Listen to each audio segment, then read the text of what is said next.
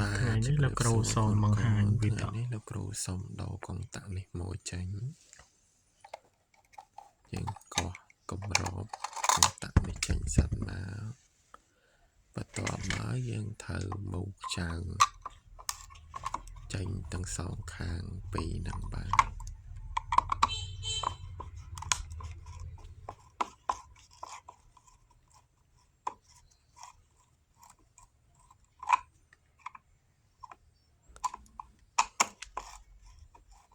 យើងមកចៅពីរហ្នឹងឲ្យចេញមកបាទ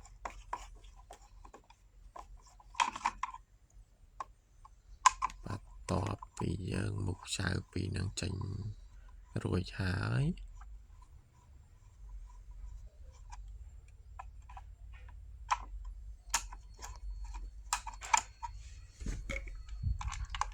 ឃើញរបបហើយបាទពេលដែលរបបហើយយើងមើលខាងក្នុង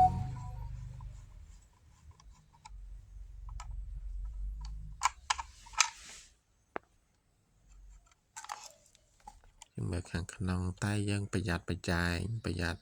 ប៉ះខ្សែភ្លើងនេះកុងតាក់ថ្មីដែលលោកគ្រូទៅទិញនៅផ្សារលោកគ្រូដោះដូរបាទថង់ចាញ់ហើយយើងមើលទៅមាន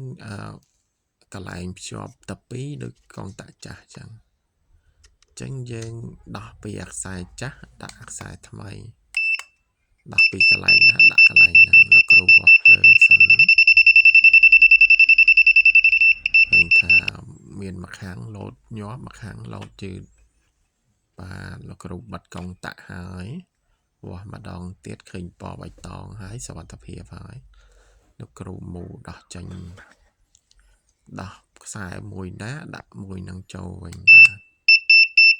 នេះលោកគ្រូភ្ជាប់កុងតាក់ថ្មីហើយគ្រូបើក disjunction ភ្លើងចូលភ្លើងហើយ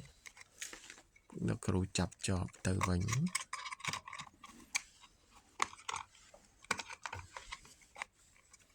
យើងត្រូវមកចៅពីរចូលវិញដែរដើម្បីឲ្យសុខ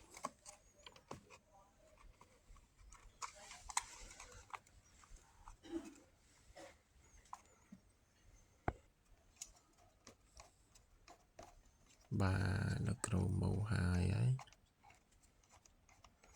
យើងមកឲ្យតឹងទៅវារឹបនឹងជាងហើយ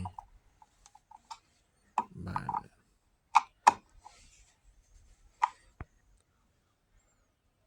ពេលមួយតឹងហើយយើងដាក់ប្រអប់គម្របចូលទៅវិញបាទ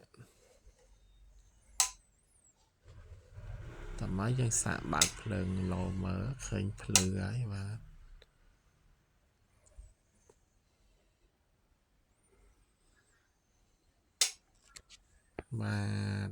វីដេអូរបស់លោកគ្រូសូមបញ្ចប់តែត្រឹមនេះបើមានចង្អល់អីអាចតាក់ទងសួរបានបាទអរគុណច្រើន